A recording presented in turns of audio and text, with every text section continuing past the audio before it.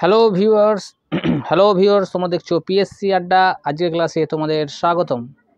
WBCS, PSC clerkship, food SI বা miscellaneous পরীক্ষায় general studies থেকে যেমন প্রশ্ন আসে আমার এই চ্যানেলে ঠিক সেরকমই ভিডিও বানানো হয়। যদি চ্যানেলটিকে ভালো লাগে অবশ্যই চ্যানেলটিকে সাবস্ক্রাইব করে বেল আইকন বাজিয়ে রেখো, যাতে এরকম নিত্য নতুন ভিডিও নোটিফিকেশান সবার আগে পেয়ে যাও। চলো ভিডিওটি শুরু করা যাক। আমাদের প্রথম প্রশ্ন হলো, নিম্নলিখিত কোন প্রদেশের মানুষ কোঙ্কনি ভাষায় কথা বলেন? Option A Goa, option B Kerala, option C Karnataka, option D Mizoram. অতএব আমাদের প্রথম প্রশ্নের উত্তর হবে গোয়া। তো গোয়ার মানুষ কোঙ্কনি ভাষায় কথা বলেন। আমাদের পরবর্তী প্রশ্ন, নিম্নলিখিত কোন নৃত্যশৈলী উচ্চভূমি কেরল? অর্থাৎ কেরলে কোন নৃত্যশৈলী দেখা যায়? প্রথম অপশান হলো কথাকলি, আবার অপশান বি হলো মোহিনীঅট্টম, অপশান সি হলো এ ও বি উভয়ই, না অপশান ডি হলো কোনোটিই নয়। অতএব আমাদের দ্বিতীয় প্রশ্নের উত্তর হবে কথাকলি ও মোহিনীঅট্টম দুই ধরনের নৃত্যই কেরলে দেখা যায়। অর্থাৎ অপশান সি হবে রাইট অ্যান্সার, এ ও বি উভয়ই কেরলে দেখতে পাওয়া যায়। আমাদের পরবর্তী প্রশ্ন হলো পোঙ্গল। পোঙ্গল কোন ধরনের বা কোন প্রদেশের উৎসব? অর্থাৎ পোঙ্গল উৎসবটি কোন প্রদেশে বা কোন রাজ্যে পালন করা হয়? Option A Orissa, option B Tamil Nadu, option D Kerala, option D Andhra Pradesh. Pongal হলো আমাদের তামিলনাড়ু প্রদেশের উৎসব, অর্থাৎ পোঙ্গল উৎসবটি তামিলনাড়ুতে পালন করা হয়। আমাদের পরবর্তী প্রশ্ন, তেরাতালি কোন প্রদেশের লোকনৃত্য? অর্থাৎ তেরাতালি যে লোকনৃত্যটি কোন রাজ্যে দেখা যায়? Rajasthan, option B Punjab, option C Uttar Pradesh, option D Bihar.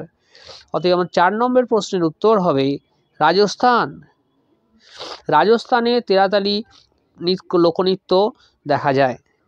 আমাদের পরবর্তী প্রশ্ন, ভারতীয় সংবিধানে অষ্টম তফসিলে স্বীকৃত ভারতীয় ভাষার সংখ্যা কটি?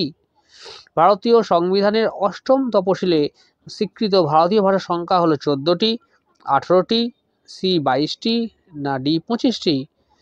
আমাদের 5 নম্বর প্রশ্নের উত্তর হবে 22টি।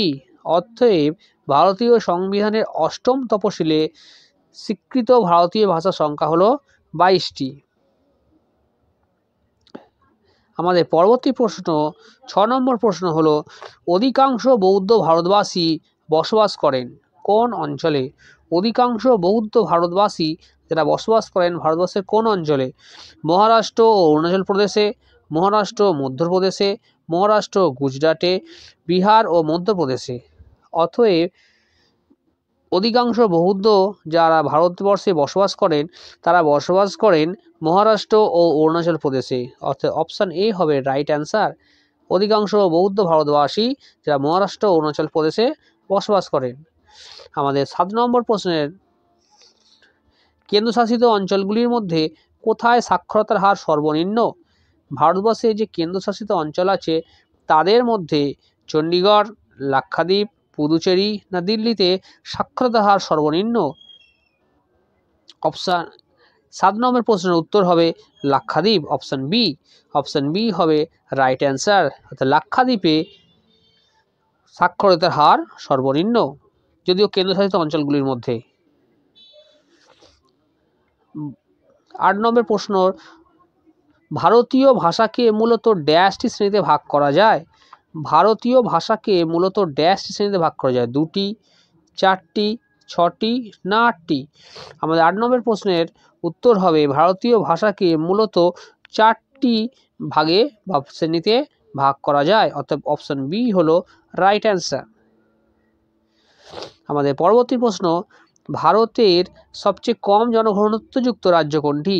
ভারতের সবচেয়ে কম জনঘনত্বযুক্ত রাজ্যটি হলো সিকিম, অরুণাচল প্রদেশ, রাজস্থান, না উত্তরপ্রদেশ। আমাদের 9 নম্বর প্রশ্নের উত্তর হবে অরুণাচল প্রদেশ। অর্থাৎ অরুণাচল প্রদেশে ভারতের সবচেয়ে কম জনঘনত্ব দেখা যায়।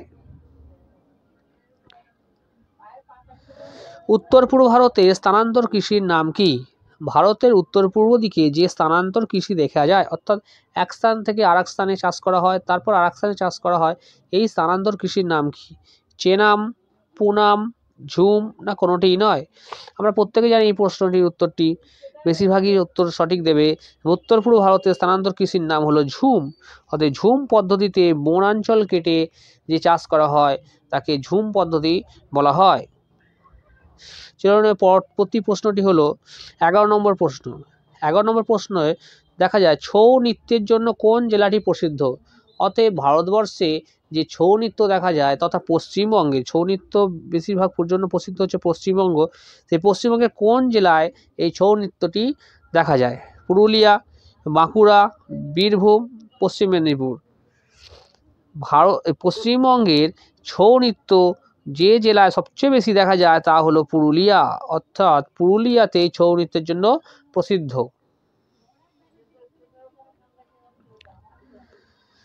আমাদের পরবর্তী প্রশ্ন হলো ভারতের বৃহত্তম জনসংখ্যা বিশিষ্ট জেলা কোনটি? ভারতের বৃহত্তম জনসংখ্যা বিশিষ্ট জেলা হলো পশ্চিমবঙ্গের কলকাতা, মহারাষ্ট্রের থানে, গুজরাটের বান্স, রাজস্থানের সিরোহি। ভারতের বৃহত্তম জনসংখ্যা বিশিষ্ট জেলাটি হলো মহারাষ্ট্রের থানে। অর্থাৎ অপশান বি হলো রাইট অ্যান্সার। আমাদের পরবর্তী প্রশ্ন হলো নিম্নলিখিত কোন সময় ভারতের জনসংখ্যা বৃদ্ধির হার ঋণাত্মক ছিল? এটা একটি খুব ইম্পর্টেন্ট প্রশ্ন। এটি ঋণাত্মক অর্থাৎ মাইনাসে ছিল জনসংখ্যা বৃদ্ধির হার। একমাত্র এই দশকেই সবচেয়ে কম জনসংখ্যা বৃদ্ধির হার দেখা গিয়েছিল।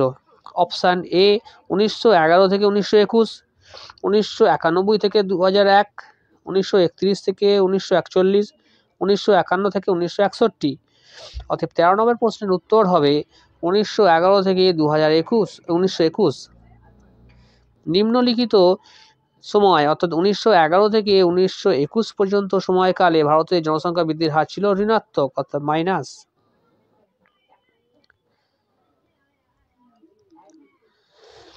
নিম্নলিখিত কোন রাজ্যটি অতি বিরল জনবসতিযুক্ত অঞ্চলের অন্তর্গত? নিচের কোন রাজ্যটি অতি বিরল জনবসতি যুক্ত অঞ্চলের মধ্যে অন্তর্গত? Option A Kerala, option B Paschimbanga, option C Rajasthan, না অপশান ডি অরুণাচল প্রদেশ। অতি বিরল জনবসতি যেটা দেখা যায় ভারতবর্ষের কোন রাজ্যে? আমাদের পরবর্তী প্রশ্নের উত্তর হয়ে যাবে অরুণাচল প্রদেশ। অর্থাৎ অপশান ডি হলো রাইট অ্যান্সার। যে নিম্নলিখিত রাজ্যগুলির মধ্যে অরুণাচল প্রদেশে অতি বিরল জনবসতি দেখা যায়। আমাদের পরবর্তী প্রশ্ন হলো 15 নম্বর প্রশ্ন। চলো দেখা যাক। 2011 সালের জনগণনা অনুযায়ী ভারতে কোন রাজ্যে জনসংখ্যার বৃদ্ধির হার সর্বাধিক?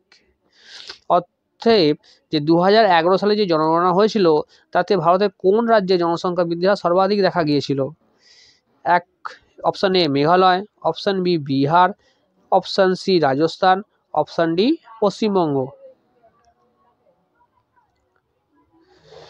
আমাদের 15 নম্বর প্রশ্নের উত্তর হবে মেঘালয়। অর্থাৎ মেঘালয় রাজ্যে ভারতের 2011 সাল অনুযায়ী জনগণনা অনুযায়ী জনসংখ্যা বৃদ্ধির হার সর্বাধিক ছিল। চলে যান আমাদের পরবর্তী প্রশ্নে 16 নম্বর প্রশ্ন। আমাদের পরবর্তী প্রশ্নটি হলো নিচে কোন রাজ্যটিতে মহিলা জনসংখ্যা পুরুষের তুলনায় অধিক? কোন রাজ্যটিতে মহিলা জনসংখ্যা পুরুষের তুলনায় অধিক? হরিয়ানা, পশ্চিমবঙ্গ, কেরল, না ঝাড়খণ্ড? ভারতবর্ষের কেরল যে রাজ্যটিতে মহিলা জনসংখ্যা পুরুষের তুলনায় অধিক। অতএব 16 নম্বর প্রশ্নের উত্তর হবে অপশান সি কেরল। আমাদের পরবর্তী প্রশ্ন হলো উড়িষ্যায় বসবাসকারী উপজাতি শ্রেণীর লোকেদেরকে কি বলা হয়? অতএব উড়িষ্যায় যে উপজাতি শ্রেণী বসবাস করে তাদের কি নামে পরিচিত? সাঁওতালি, ভিল, কোল, খন্ড। আমাদের 17 নম্বর প্রশ্নের উত্তর হবে খন্ড। অতএব উড়িষ্যায় যে উপজাতি শ্রেণীর লোক বসবাস করে তাদেরকে খন্ড বলা হয়। অতএব অপশান ডি হলো রাইট অ্যান্সার। আমাদের পরবর্তী প্রশ্ন অতএব 18 নম্বর প্রশ্ন দেখা যাক। উত্তর ভারতের প্রাদেশিক উৎসবের নাম কি?